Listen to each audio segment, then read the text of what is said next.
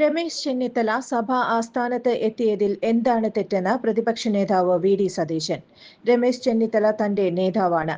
സമുദായ ആസ്ഥാനങ്ങളിൽ പോകുന്നതിന് എന്താണ്? വർഗീയതയെയാണ് എതിർക്കുന്നതെന്നും വി.ഡി. സതീശൻ പറഞ്ഞു.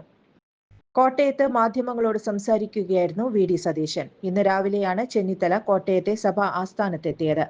ജനങ്ങളെ കബളിപ്പിക്കുന്ന പ്രഖ്യാപനവുമായി ഇറങ്ങിയിരിക്കുകയാണ് സർക്കാരെന്ന് വി.ഡി. സതീശൻ പറഞ്ഞു. ആദ്യത്തേത് ശമ്പള പരിഷ്കരണ കമ്മീഷൻ. ഖജനാവിൽ പൂച്ച പെറ്റുകിടക്കുന്ന സ്ഥിതിയാണ്. 2023 നൽകിയ JB കോശി കമ്മീഷനാണ്. 3 വർഷക്കാലം പൂഴ്ത്തിവെച്ചിട്ട് ഇപ്പോൾ പ്രഖ്യാപിക്കുകയാണ്. ഉദ്യോഗാർത്ഥികൾ പലതരത്തിലുള്ള സമരങ്ങൾ നടത്തി. കൃത്യമായ നിയമനങ്ങൾ നടത്തിയില്ല. പിൻവാതിൽ നിയമനങ്ങളിൽ റെക്കോർഡ് ഇട്ട സർക്കാരാണിത്. എന്നിട്ടാണ് ഇപ്പോൾ PSC പ്രായം കൂട്ടിയത്.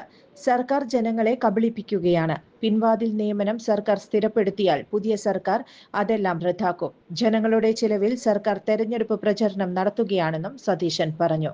ബിസിനസ് നേർവഴിക്ക് നടത്താൻ വ്യാപാരികൾക്ക് കൂടെയുണ്ട് ത്രിധിര.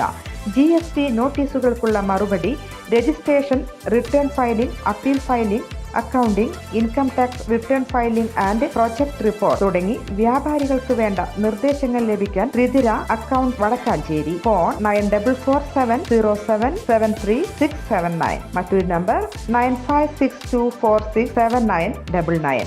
കൂടുതൽ വാർത്തകൾക്ക് ഞങ്ങളുടെ ചാനൽ സബ്സ്ക്രൈബ് ചെയ്യുക. ഫേസ്ബുക്ക് ഫോളോ അപ്പ് ചെയ്യുക.